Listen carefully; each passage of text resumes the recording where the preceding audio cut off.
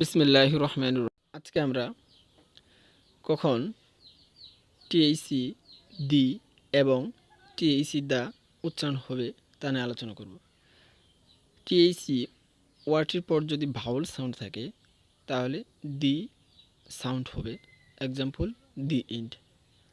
আবার টিএইসি এরপর যদি কনসোনেন্ট সাউন্ড থাকে তাহলে দা সাউন্ড হবে, এক্সাম্পল দ্য পার্ক। আমাদের সবসময় সাউন্ডের প্রতি খেয়াল রাখতে হবে। যেমন আওয়ার শব্দে এখানে এই সাইলেন্ট থাকায় বাউল সাউন্ড হয়েছে, তা না বলতে পারি দি hour.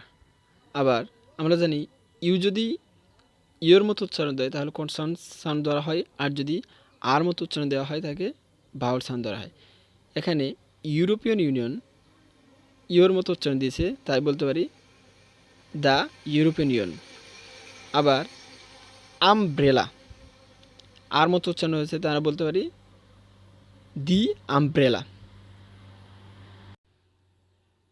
So thank you everyone for watching my video. Assalamu alaikum.